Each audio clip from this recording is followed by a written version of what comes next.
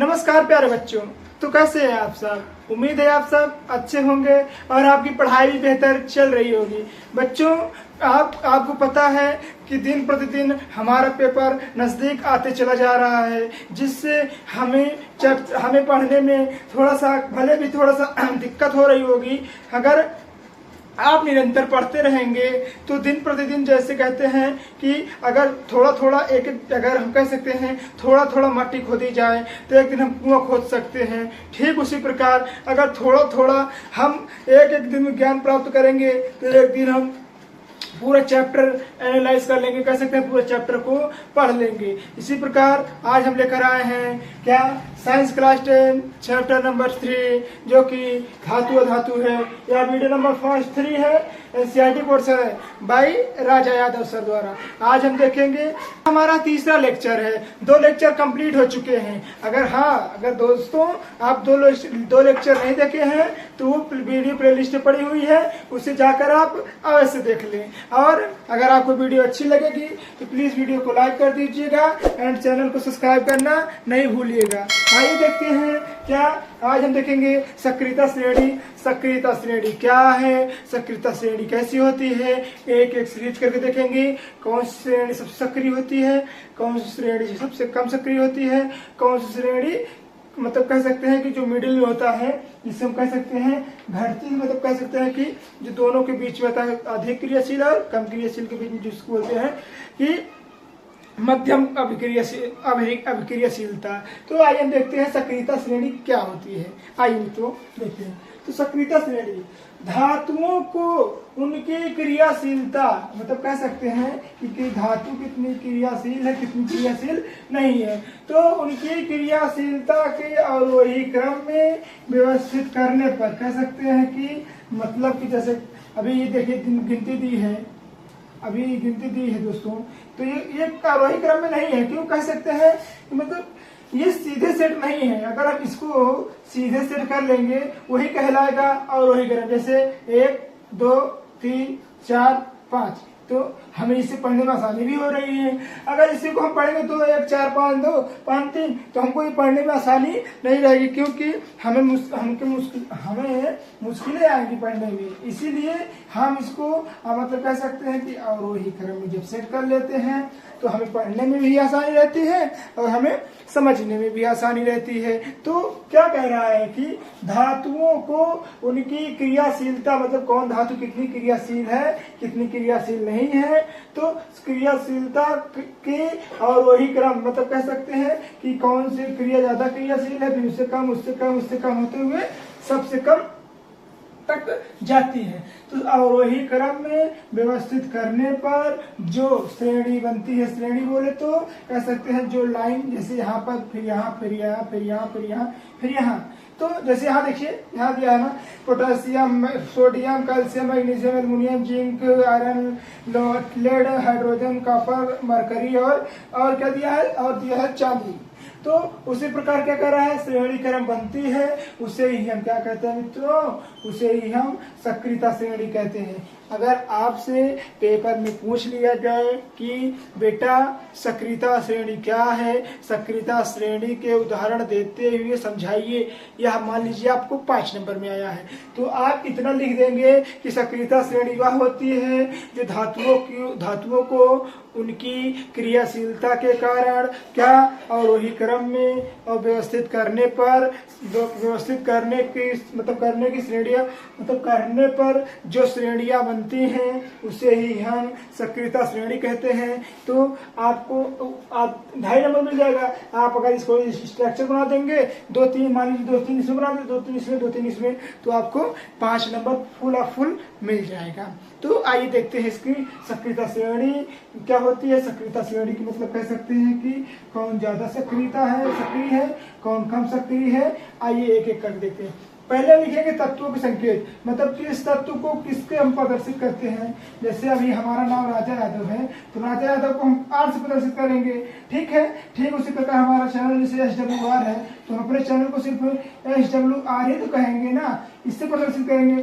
तो उसी प्रकार हमारा मतलब जो तत्वों के नाम है, धातुओं के नाम है, उसको हम प्रदर्शित करते हैं। तो आइए देखते हैं कौन से किसको नाम से प्रदर्शित करते हैं। और यहाँ हो गया तत्वों के नाम, जो तत्वों को प्रदर्शित करते हैं उन्हें किस चिन्ह के साथ प्रदर्शित करते हैं, उसका नाम भी पूछना है। और कह सकते हैं सक्रियता, मतलब कौन सी नंबर पे मतलब सक्रिय है। तो पहले नंबर पे क्या है, पोटेशियम। क्या है, पोटेशियम है। क्या है दोस्तों, पोटेशियम। पोटेशियम को हम किससे प्रदर्शित करते हैं, तो पोटेशियम को हम कैसे प्रदर्शित करते हैं, कैसे प्रदर्शित करते हैं, जो कि सबसे अधिक क्रियाशील होता है। आपको एक चीज पता होगा कि जो पोटेशियम होता है वो सबसे अधिक क्रियाशील होता है, जिसे अगर हम पानी में फेंक दें तो इसमें भी आग लग जाएगी, पोटेशियम में। और सोडियम में हो, सोडियम पोटेशियम सोडियम हो जाएगा, पोटेशियम भी होता है यही। फिर दूसरे नंबर पे आता है सोडियम। सोडियम को अगर इसको हम ऑक्सीजन की उपस्थिति में लाते हैं तो इसमें हम क्या करता है, क्या होता है, अगर ऑक्सीजन की उपस्थिति में आएगा तो यह तुरंत जलने लगेगा। इसीलिए सोडियम को हम तारपीन, क्या, तारपीन या कह सकते हैं केरोसिन के तेल में रखते हैं। किसके तेल में, तो तारपीन या केरोसिन के तेल में रखते हैं, जिसमें ऑक्सीजन नहीं रहती है। इसी कारण सोडियम को हम तारपीन या केरोसिन तेल में रखते हैं। नंबर 3 क्या है, कैल्शियम। कैल्शियम को किससे प्रदर्शित करते हैं, CS प्रदर्शित करते हैं। सोडियम को किससे प्रदर्शित करते हैं, NS प्रदर्शित करते हैं। मैग्नीशियम किससे प्रदर्शित करते हैं, तो Mg से प्रदर्शित करते हैं। आप सोच रहे होंगे सर Mg तो ठीक है, कैल्शियम तो ठीक है, मगर सोडियम को तो S से प्रदर्शित करना चाहिए, Na से क्यों प्रदर्शित कर रहे हैं, पोटेशियम को तो P से प्रदर्शित करना चाहिए, K से प्रदर्शित क्यों कर रहे हैं। तो आपको पता है यहाँ जो था potassium, sodium, calcium, magnesium, aluminium, aluminium तक तो ठीक था। एल्युमिनियम तक ये जो श्रेणी आई, ये कैसी श्रेणी थी, सबसे अधिक क्रियाशील श्रेणी थी। कहाँ तक, एल्युमिनियम तक। परंतु जैसे ही जिंक आया तो जो वो धातु की क्रियाशीलता थी, धातु की क्रियाशीलता घटने लगी। कैसे होने लगी, धातु की क्रियाशीलता घटने लगी। जैसे तो आइए देखते हैं, जैसे आप जहाँ तक कह सकते हैं पोटेशियम हो गया, सोडियम हो गया, कैल्शियम हो गया, मैग्नीशियम हो गया, एल्युमिनियम, यहाँ तक तो ठीक था। यहाँ तक हमारी जो सबसे अधिक क्रियाशील थी, तो कहाँ तक काम की, तो एल्युमिनियम तक काम की। परंतु जैसे ही वह जिंक पर पहुंचेगा, उसकी क्रियाशीलता है वो घटना चालू कर देगी। अभी तक एल्युमिनियम तक तो हमारा जो क्रियाशीलता थी वो बराबर थी, वहां से यहाँ तक मान लीजिए कहाँ तक, पोटेशियम से लेकर एल्युमिनियम तक तो यहाँ तक तो ठीक थी। परंतु जैसे ही हमारा जिंक पे आया, जिंक से घटना प्रारंभ कर दिया। कह सकते हैं कि अब इसकी क्रियाशीलता घटना शुरू हो जाएगी। जैसे मान लीजिए कोई भी वस्तु हुई, 1 नंबर है, मान लीजिए सिरमिट ही बालू ही है, 1 नंबर है, फिर 2 नंबर होती है, फिर 3 नंबर होती है। तो उसी प्रकार मतलब सबसे बेहतरीन जो होता है 1 नंबर होता है, फिर उससे कम 2 नंबर, फिर उससे कम 3 नंबर। तो ठीक इसी प्रकार एल्युमिनियम तक तो 1 नंबर का था, फिर मतलब कह सकते हैं जिंक से घटना चालू हो गया, और जिंक घटा, फिर आयरन, फिर होते हुए Pb यानी लेड बोलते हैं, फिर मरकरी H यानी हाइड्रोजन, Cu कॉपर तक आया। कहाँ, घटते हुए सबसे मतलब कह सकते हैं घटती क्रिया में आई।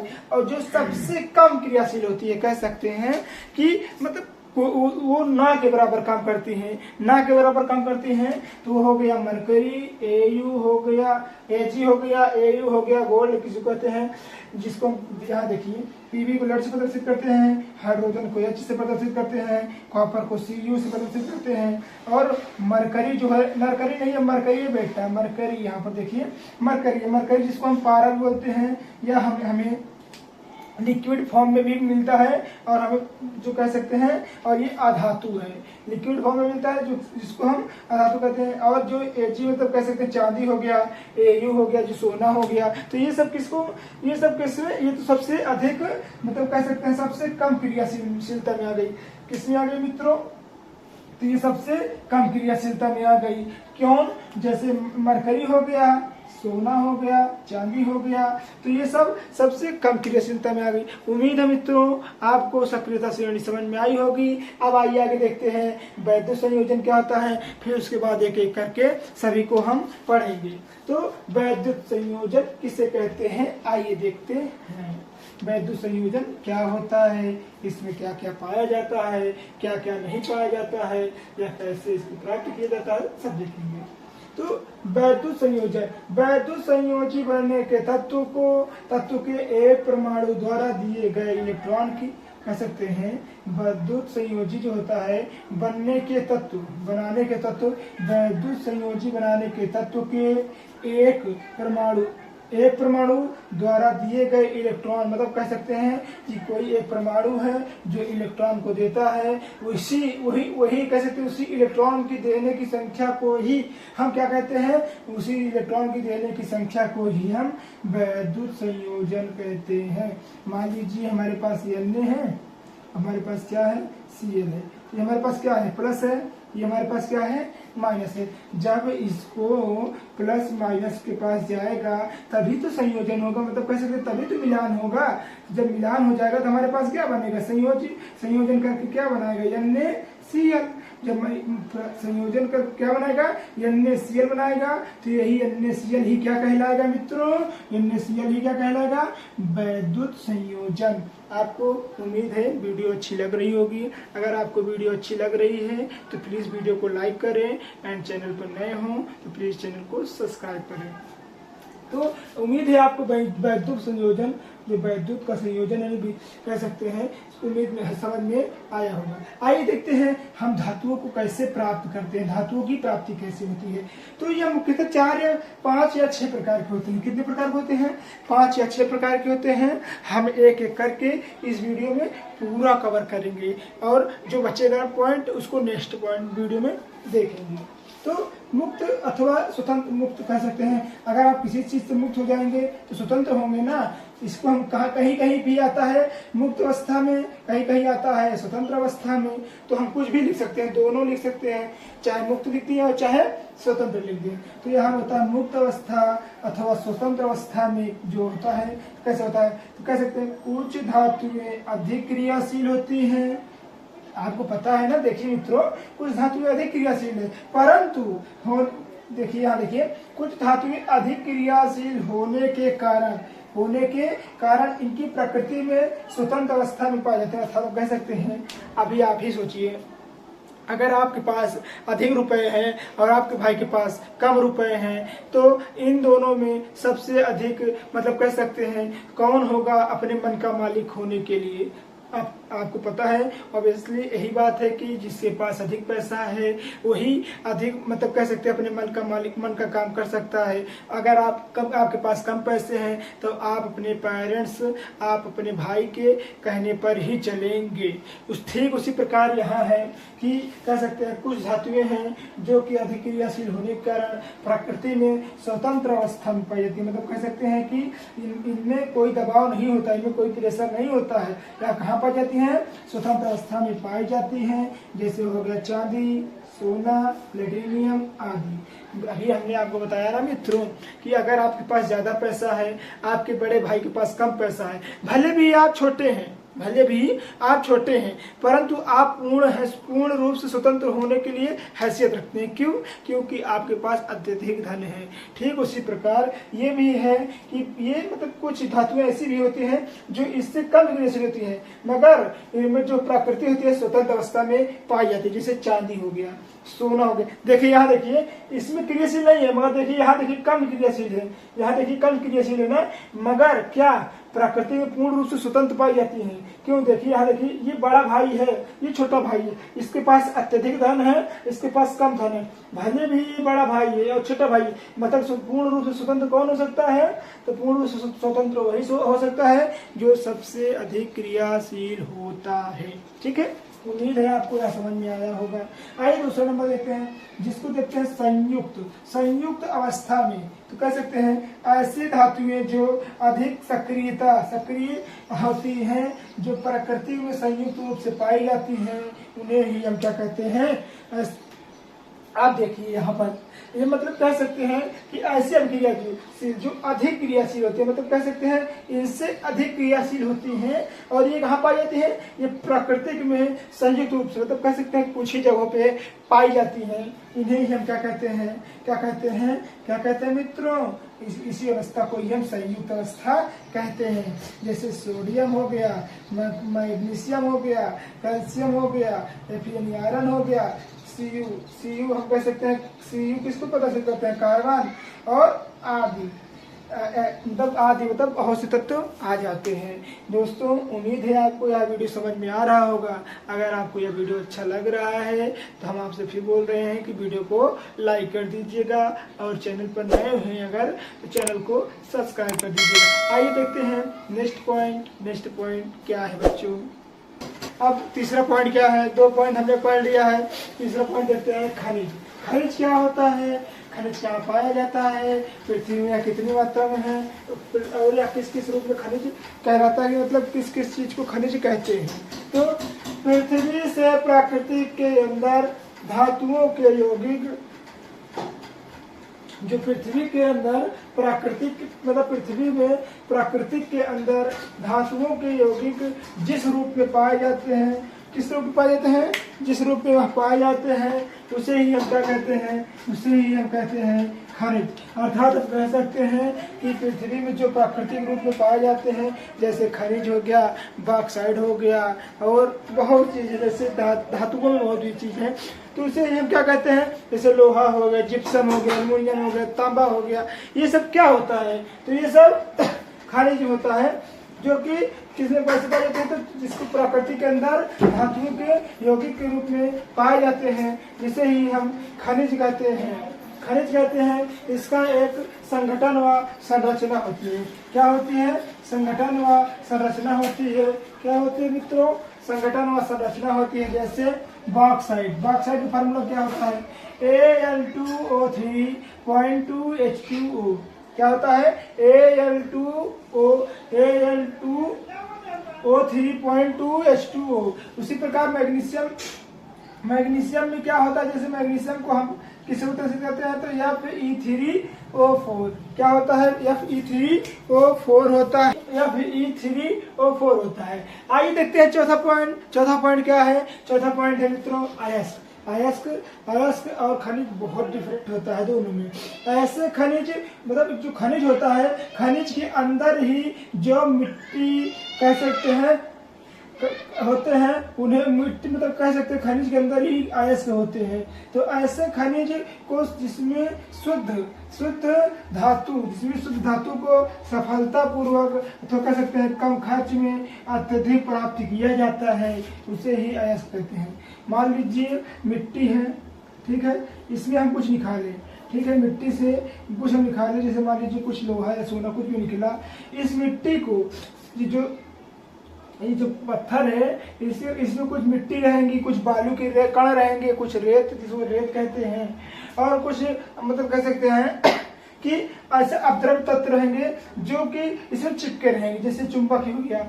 तो इसको ये जो इसमें जो होता है, इसको हटाने कह सकते हैं, या कह सकते हैं कि साफ करने, या कह सकते हैं कि शुद्ध करने में जो मतलब खर्च आता है, जो कम खर्च आता है, मतलब सफलतापूर्वक जब इसको क्या कर लेते हैं? साफ कर लेते हैं, शुद्ध कर लेते हैं, उसी कम खर्च को, मतलब कम खर्च से अधिक चीज प्राप्त कर लेते हैं, तो उसे ही हम क्या कहते हैं? इसे ही हम अयस्क कहते हैं। जो मतलब खनिज के अंदर पाया जाता है, उसे ही हम क्या कहते हैं? अयस्क कहते हैं। तो आइए देखते हैं अयस्कों का संदर्भ, मतलब अयस्क कितने प्रकार होते हैं, उनके कार्य देखते हैं, और कितने प्रकार होते हैं ये भी देखिए।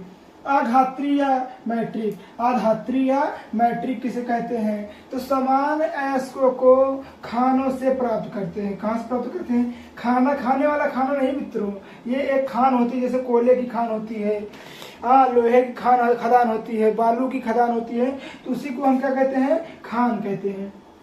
तो खानों से प्राप्त होती है। अयस्कों में मिट्टी के कण कह सकते हैं, अभी बताए ना आपको, इसमें मिट्टी के कण, जिसको हम बालू के कण होते हैं, बालू के छोटे छोटे टुकड़े इसमें क्या रहते हैं, चिपके रहते हैं, जो कि जिसमें क्या होती है, अशुद्धियां पाई जाती हैं, जिसमें क्या होती है, अशुद्धियां पाई जाती हैं, क्योंकि अभी ये साफ नहीं किया गया है, ये शुद्ध नहीं किया गया है, इसलिए क्या है, अशुद्ध है, इसीलिए क्या कहते हैं, इसमें अशुद्धियां पाई जाती हैं। इन अशुद्धियों को ही हम क्या कहते हैं, अधात्री या गैंग या कह सकते हैं मैट्रिक, क्या कहते हैं, अधात्री या गैंग या मैट्रिक कहते हैं। कभी कभी क्वेश्चन पूछ लेता है कि गैंग क्या होता है, बताइए।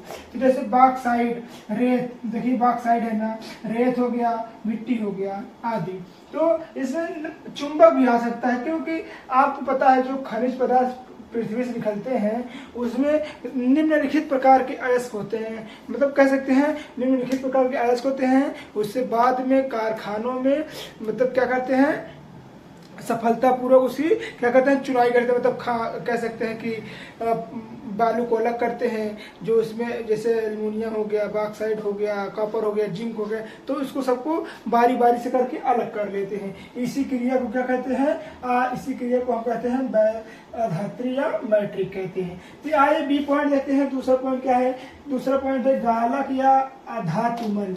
गालक या धातुमल अयस्क में सामान्यतः कुछ अगलनीय अशुद्धियां पाई जाती है, मतलब जिसको गलाने पे साफ नहीं किया जाता है, जिन्हें अलग करने के लिए प्रगलन बोले तो कह सकते हैं, प्रगलन से हमें कुछ मतलब कह सकते हैं, जब एक भाग से दूसरे, जैसे इसमें आपको कैसे बताएं, चेम्बर रहता है, ठीक है, ऐसे चेम्बर रहता है मित्रों, ऐसे, ठीक है।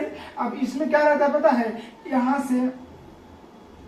से इसको पानी की सहायता से इसे छोड़ते हैं, तो जो मतलब कहते हैं ऐसे पानी की सहायता छोड़ते हैं, जब यहाँ आता है तो यहाँ पर ऐसे, यहाँ पर एक टोटी होती है, टोटी इसमें लगी रहती है, फिर ये टोटी इसमें लगी रहती है, ठीक है।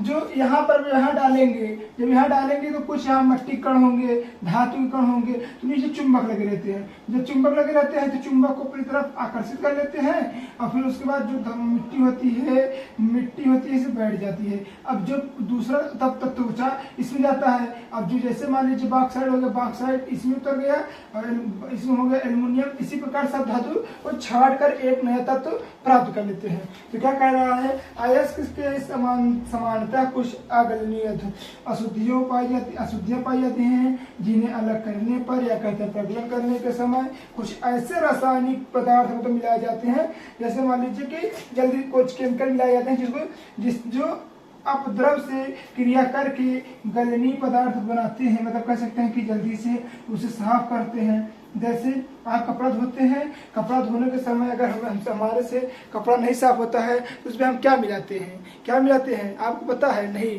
तो उसमें हम जैसे ब्लीच हो गया, तो ब्लीच डालने से हमारा जल्दी साफ हो जाएगा, ठीक। उसी प्रकार एक रासायनिक पदार्थ मिलाया जाता है इस द्रव में, और जिससे यह गलनी मतलब कह सकते हैं कि यह जो अयस्क है जल्दी से साफ हो जाता है, उससे ही हम क्या कहते हैं, गालक या धातुमल। क्या कहते हैं मित्रों, गालक या धातुमल। पहले आप स्क्रीनशॉट ले लीजिए।